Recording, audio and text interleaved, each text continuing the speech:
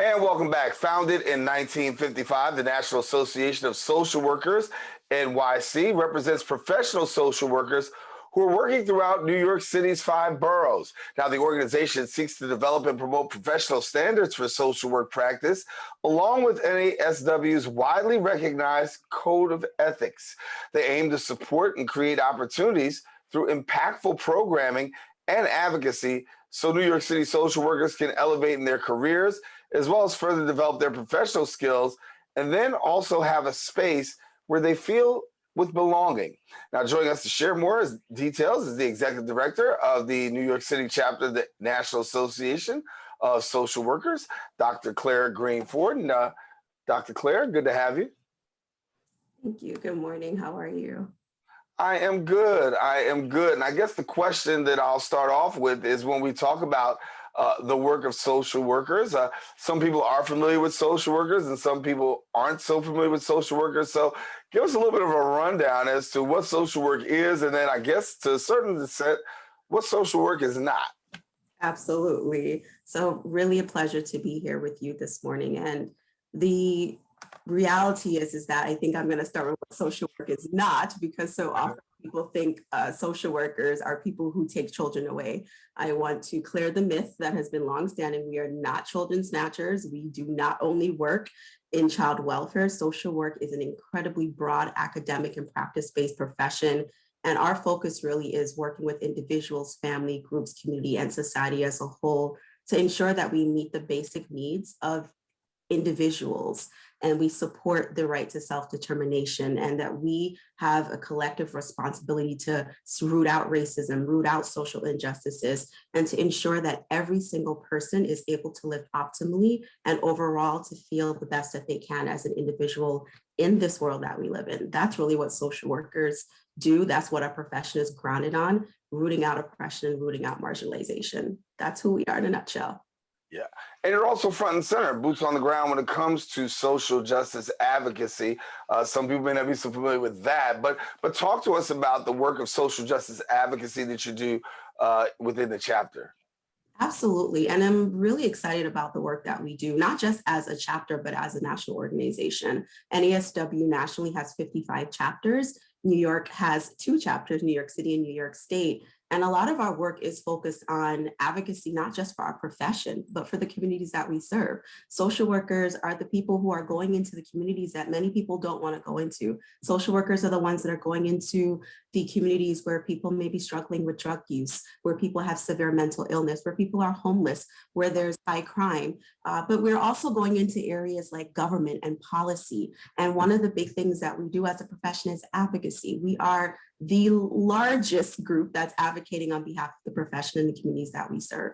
At the New York City level, we not only focus on legislation and advocacy around raise the age, which was something that we did a few years ago, right? We wanted to make sure that the age of criminal responsibility in New York City was raised, because New York was one of the few states that had children being responsible at such a young age. And so we said, no, children, we understand development, we understand brain development, we understand human development. Children can't be criminally responsible for making decisions when we are clear in our education and training that our brains aren't even fully formed until we're in our mid-20s. How are we holding a 14-year-old responsible? So we are really proud of that work. Other work that we've done is a lot of people have challenges and needs with regards to accessing treatment.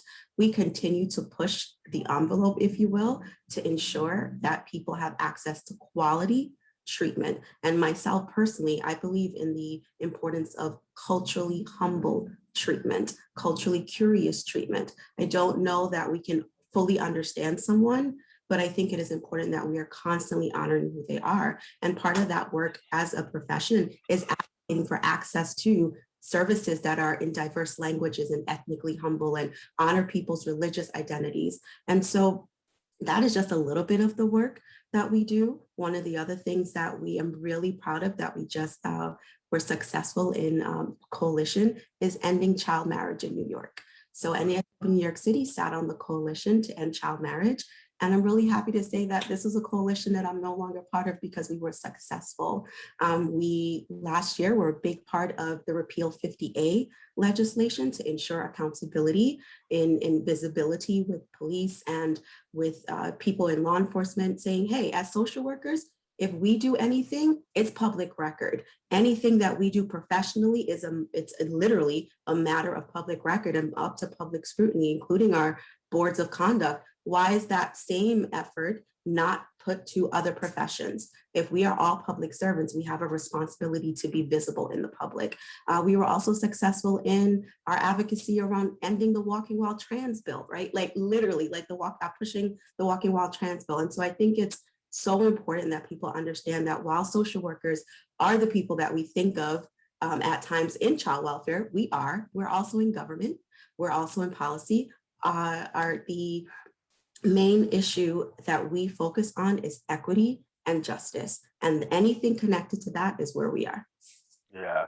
And when you talk about the work that really deals with, social justice, you guys really are on the front lines as social workers because you interact with people and you find out some of the challenges. And as what we talk about at the top of our show, the inequities that many people face, particularly in the community, that sometimes everybody does not have a full grasp of. But from your perspective, when we talk about 50A and the fact of making police accountable for showing records and letting us know what your records are in regards to interactions with the public and charges. When you talk about really being a voice for the end of child marriage, these are just a couple of things that really have come across your desk and you guys have done extremely well in. But I know that COVID has also had a huge impact on the work that you do. What has hit you front and center when it comes to the issue of COVID and some of the cases that you're seeing? Yeah, absolutely. And this is such a broad issue, so in terms of drilling down, what we hear from our profession is so vast. We have the social workers who are and have never left the hospitals because they are there. We have the social workers who are concerned that honestly, social work is not always a respected profession, and yet we're called upon to fix every issue in the time of crisis, but outside of that, people don't recognize the significant training. I am a clinical social worker. I had to go through extensive training to even call myself a clinical social worker, undergraduate degree, master's degree, 2 national exams, licensure, all of that. And yet, as a profession, social workers don't always feel valued, whether in pay or in terms of credit for the work that we do. So we're hearing that a lot, particularly as it comes to COVID and the incredible burnout, because social workers have been called on. In the top of the pandemic last March, we had our former governor calling for social workers to volunteer time to treat and provide services free of charge for New York City and New York State. We had many organizations reaching out asking for volunteers, and social workers were saying, hey, we're already working a lot of hours and we want to give, because part of our code of ethics, service is one of our core values. But we also know that it's important that we focus on self-care, and the ask and the demands have been so much. So that's what we heard at the beginning of the pandemic and what we've heard throughout. The incredible sacrifices that social workers have been making every single day to stay late. I mean, social workers were helping navigate funeral home issues where we couldn't have where there was no space. Social workers were trying to use their personal phones so someone could say goodbye to their loved one because we couldn't go into the hospitals. Social workers were there counseling their colleagues who were struggling while they themselves were struggling. And then social workers were still fighting to say, hey, we need access to health treatment. Why are we closing all of these hospitals? Why are we closing behavioral health? Substance use services need to still continue. Why are we closing this?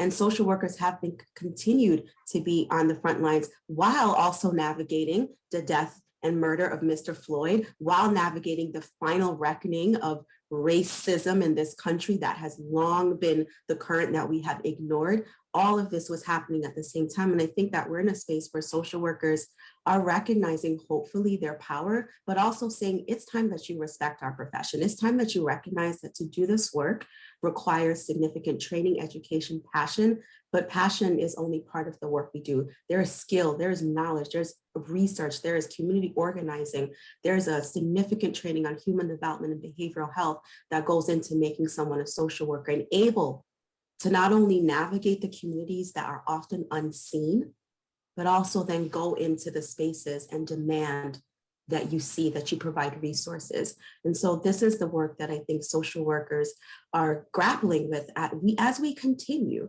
because we know that the mandates are going into effect. There are a lot of social workers who are dealing with clients and communities that are rightfully so concerned about, the way that they've received care and treatment in this country simply because of their ethnicity, their gender expression, their color of their skin. And so social workers are also helping to navigate that while themselves navigating that for themselves and their families. Yeah.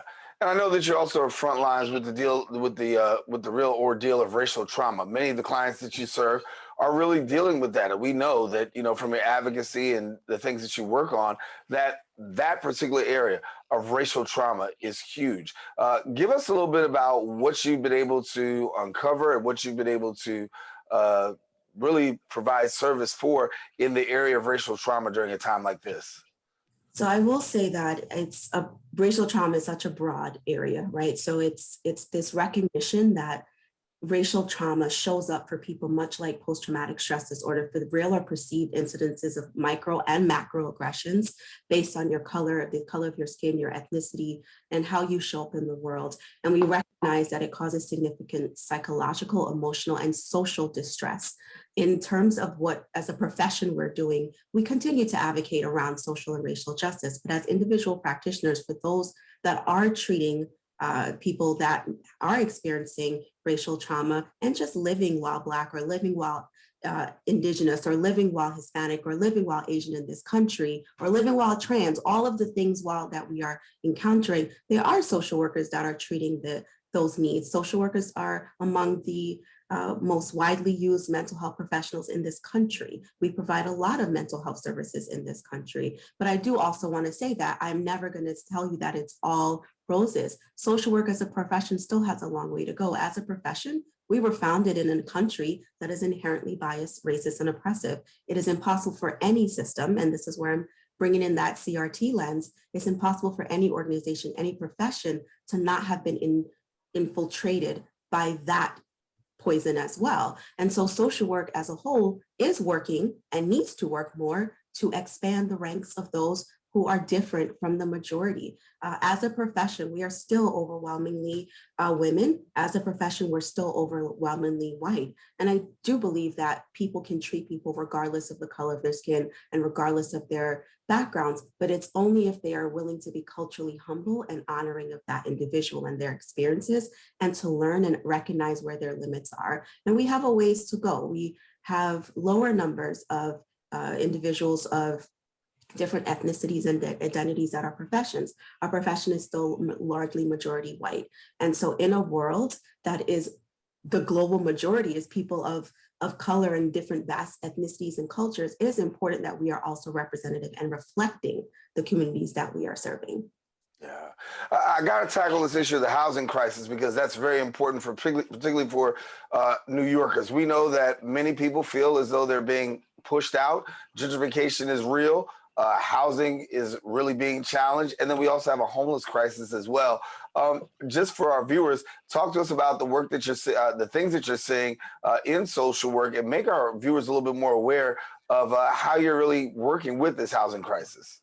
Absolutely. And so I'm going to say that this crisis to me is not a crisis that is now, right? We have been in a space for years where we have dehumanized those who aren't able to have a space that we call a home to live in. But the reality is we have to go back. When we talk about housing in New York City and in general, I struggle with the term affordable housing. When I look at the cost of living in New York City and the wages and the expectation, there's nothing that's affordable in New York City. And so we have to also recognize that there's been this stigma around homelessness and individuals who are housing insecure.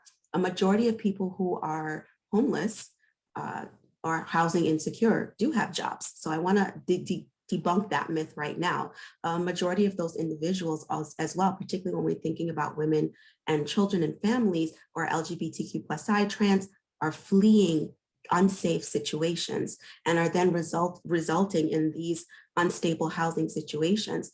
But if I also think of homelessness, I think of the fact that we were arresting and keeping people in jail who were housing insecure. And so it didn't seem like a problem, but we've long ignored the humanity of individuals. One of the things that I would say that I'm really proud of the work that we do is pushing all aspects of government and in all social systems to be better able to serve the community. Do we have to have more social workers in different spaces? I agree so with that, but I also think we need more resources.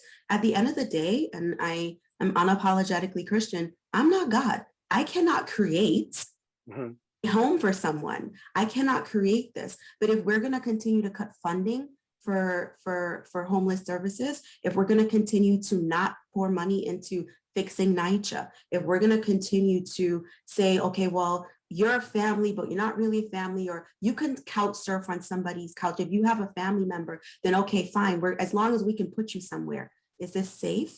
Do they have food? Do they have adequate resources? Are they connected to not just, oh, you can get an OSHA certificate, maybe you can be a nurse? Are we providing educational services? Because environment is the biggest predictor of change. Yeah. We're almost out of time, but please, before we go, please tell people how they can get more connected to the work that your chapter is doing and how they can get connected to your chapter. How about that?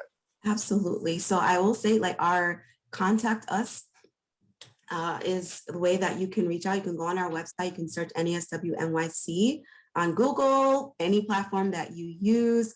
You can email us. You'll find all the ways that you can reach out to us. And then for those who are members, I'm going to say it, we need members. We are a membership-based organization, and I implore social workers and social work students and allies of social work to join. As any nonprofit, we don't exist without dollars. And a lot of the work we do, we could do so much more with that support. So I encourage people, when we are sending out action alerts and asking you to call your state representative and your congressional representatives, do that, because everything that we do is firmly rooted and grounded in advocacy and is grounded in anti-oppressive, anti-racist work. And so we're asking that you join us. Don't just say NASW New York City needs to do this. Including myself, there are 4 staff members advocating for 30,000 social workers in New York City. How much more could we do if those 30,000 social workers were part of our ranks and advocating and standing with us? And so I welcome you to join those efforts. And I also welcome you as individuals to be advocates. You do not need any special training, anything at all, besides the gift of who you are as an individual to advocate and to stand up, no matter what it is. Social work concerns itself with human rights, and that's why it is incredibly broad. But that's why together we can do so much more. Thank you. Dr. Claire Green-Forde, thank you so much for being with us. We tackled a lot. We need to come back and drill down on a couple more topics so we can speak more specifically to some, but definitely a pleasure to have you here on the Social Justice Forums. Got to have you back. Absolutely. Thank you so much. All righty.